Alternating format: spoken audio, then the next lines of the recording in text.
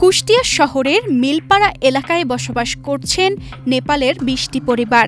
এদের আদি নিবাস নেপালে হলেও এরা সবাই কথা বলেন বাংলা ভাষায়। কৃষ্টি কালচার নেপালি সংস্কৃতির ধারক বাহক হওয়ায় এই পরিবারগুলো স্থানীয় এলাকাবাসীর কাছে বেশ আকর্ষণীয়। নেপালি পরিবারগুলোর কারণে এই এলাকাটি সবার কাছে পরিচিত পেয়েছে নেপালি পাড়া নামে। এ যেন কুষ্টিয়ার বুকে একখণ্ড নেপাল। ওয়ালটন এখন দেশের সীমানা পেরিয়ে পৌঁছে গিয়েছে ৫০টিরও বেশি দেশে। ওয়ালটন, ঘরে ঘরে বিশ্বজুড়ে, যেখানে বাঙালি ও নেপালি মিলেমিশে একাকার।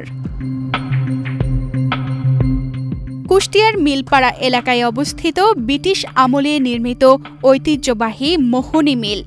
১৯০৮ সালে এখানে প্রহরী হিসেবে কাজের সুবাদে বাংলাদেশে আসেন নেপালের ৫০টি পরিবার। কালের বিবর্তনে মিলটি বন্ধ হয়ে গেলে অনেকেই চলে যান নিজ দেশে। তবে এখনও শহরের মিলপাড়া এলাকায় বসবাস করছেন নেপালের ২০টি পরিবার। নেপালি সম্প্রদায়ের মানুষ হলেও এরা সবাই কথা বলেন বাংলা ভাষায়, ধারণ করেন নেপালের কৃষ্টি কালচার ও সংস্কৃতিকে। ১৯০০ সালের দিকে আমার বাপদাদারা আসে দেশে, এসে মোহিনী মিল চাকরি করার পরে ওনারা মারা যায়। আমাদের জন্ম থেকে এখানে থেকে যাওয়ার পরে আমরা এখন বাঙালির সাথে মিশে গেছি। নেপালি হলেও বাংলা ভাষায় কথা বলি। আর যদি আমাদের আত্মীয় স্বজন যদি আসে সাথে আমাদের মাতৃভাষায় কথা বলি। আমরা তাদের সাথেই কথা বলি, একসাথে মিলেমিশে থাকি। সব বাংলায় কথা বলি, আর নেপালিও কথা বলি, বাংলাও কথা বলি। আগে তো অনেক নেপালি ছিল, এখন তো নেপালি বেশি নাই, বাংলায় সব কথা বলি আমরা। অনেক ফ্যামিলি ছিল, এখন অনেকে চলে গেছে। নেপালে ফিরে যাওয়া আছে, আত্মীয় স্বজন আছে ডাকে, কিন্তু এই পরিবেশে আমরা মানুষ হয়েছি, বুঝছেন, ওখানে যায় আর আমাদের অ্যাডজাস্ট করা খুব মুশকিল হবে।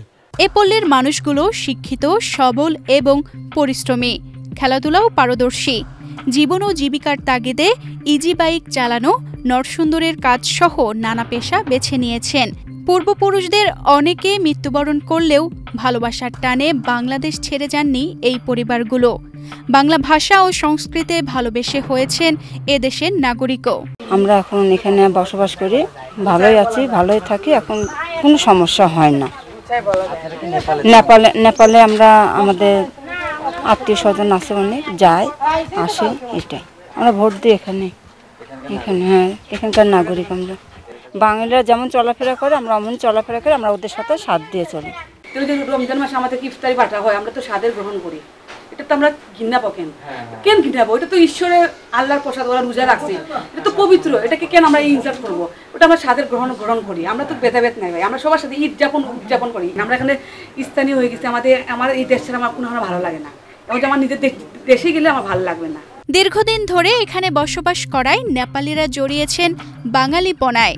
ভদ্র, বিনয়ী এবং বন্ধুবৎসল হওয়ায় স্থানীয় দেশ সবার কাছে এই পরিবারগুলো বেশ জনপ্রিয়। বাংলা ভাষা ও সংস্কৃতিকে ভালোবেসে আর ফিরে যেতে চান না নিজ দেশে নেপালিরা। এরকম নেপালি আশেপাশে যা আছে সবাই হচ্ছে মানে নিজেরা যেরকম চলি ঠিক ওরকমভাবেই তারাও চলে। আপনারা হচ্ছে লেগা আপন পর বলে দেখা যাচ্ছে ভেদাভেদ নাই, হিন্দু মুসলমান বলে ভেদাভেদ নাই। আমরা যেরকম হচ্ছে লেগা নামাজ পড়ি, ওরাও হচ্ছে মানে ওনাদের কাজ যেটা ওনারাও সেটা করে। তানজিদা রহমান, ইনায়া, বাংলাদেশ প্রতিদিন।